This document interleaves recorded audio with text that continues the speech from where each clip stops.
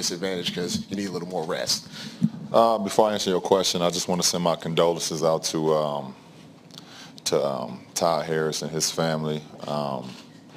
Someone that meant a lot to our league and I worked with him for so many years, and that's very sad and dramatic.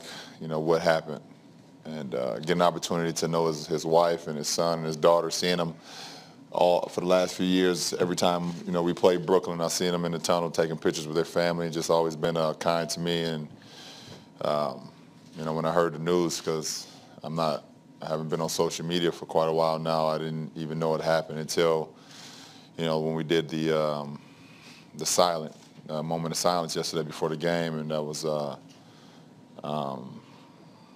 let you know that this game is unbelievable, but there's also things much bigger than that.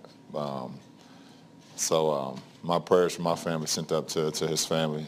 To answer your question, I've been around the clock, getting my body ready for tomorrow, getting my mind ready once again. And is it an advantage? I don't know if it's an advantage, after this series, after this postseason, after how many, minutes and games I've played in. But, I'll be ready to go tomorrow once the game get here. And just one quick follow-up. Obviously, you guys played a lot better in Game 3. Now that you had a little bit of time, what did you see out there on the court that is working for you guys and that you think you can bring and carry over to Game 4 to make sure you can complete out and get that game? Well, I feel like if we come in with the same energy, same effort, physicality, as we did in Game 3, we give ourselves a good chance to win. Now, does that result in a win? It's to see, because we played well in Game 3 and they was able to get that one as well. So, it's just about us playing the same way, being a little bit better down the stretch, obviously. But like I said last night, we had I just watched the film. We had some pretty good looks that just didn't go down, and they had some looks that went down for them. So, obviously we know it's a big challenge, but, we look forward to the matchup again. Brian, middle in the back.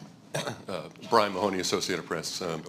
LeBron, having changed teams a couple times and knowing, how hard it can be, how long it can take for it all to come together, can you appreciate for Kevin maybe how fortunate maybe he is that it looks like he found a situation for him where it just blends perfectly right, and maybe it can be quicker, he can find a fulfillment easier?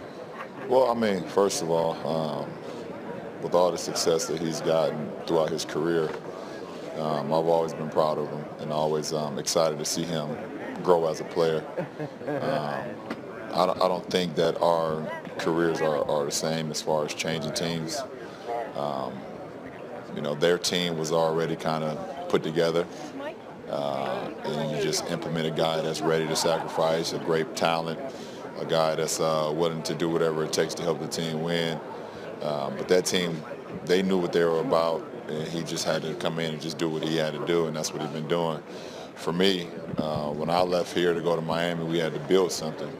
We brought in, 8 or 9 guys, and we had to build something. And when I came back here, we built something again. But I can definitely appreciate the simple fact of him either reshaping his game or just sacrificing maybe some shots here, sacrificing having the ball in his hands, all the time.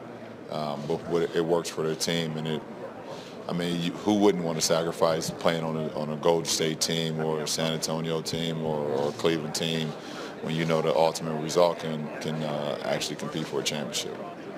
Joe on the left side. Joe VardenClean.com. LeBron, we know that you don't put too much importance on almost any one game, outside of a Game 7, obviously. But with getting one tomorrow, how important would that be for you, whether it be, to stop history, to avoid a sweep, whatever the case? Well, my mindset is to try to get every game. And tomorrow is another important opportunity for us and for myself, obviously, to continue the series. It's been a long season, and you hate for it to end this way. So, I mentally and physically got to prepare myself for that. Michael, right next to him. Joe. Michael Grange from Sportsman in Toronto. LeBron, you touched on this a little bit last night, but, even before this series, you were kind of knew this was going to be a tough one. Having played these guys now 3 games, is the challenge, is it different than you anticipated? What have you learned about the Golden State? Well, you knew they was resilient. For one, I watched a lot of film on them, and I knew it's going to be one of the toughest challenges I've had. You know, just because of the firepower they had, because of the mindset that they was going to have, and they're a hungry group. You can sense that. You've seen that throughout the postseason. You've seen it for the first 3 games of the finals, and you know, they have so much talent. You know, a ton of talent. So, and they work well together. You know, it's not one guy on that team that's selfishly looking for himself and not, you know, for the team. And when you combine talent, you combine unselfishness, and then you combine guys that play hard, that's going to result in some really good things. And you know, and I sense that from not only watching the film before the series started, and also, you know, now playing the series. Thank you. The edge at the end. Chris in the middle row 3.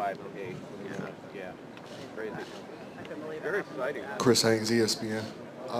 Brian, after watching film now, that possession where after KD hit the 3, were you comfortable with that? Is that what you guys were looking for? It seemed like a lot of time was wasted in that possession. Well, after KD hit the 3, I think that's when Kyrie missed the jumper, right? You know, Kyrie had it going, you know, as far as the one-on-one matchup, you know, and he's an exceptional one-on-one player, and we take it. You know, he was pretty down about the shot attempt that he got, but listen, like I said, it's a miss or make league, and he left everything on the floor. He did everything he could, and obviously when you miss the shot, you always gonna say, well, you know, we could have got a better possession, you know, and but you know, we live with that. We live with our star point guard taking a shot that he's capable of making. He just missed it, and that was the result of it.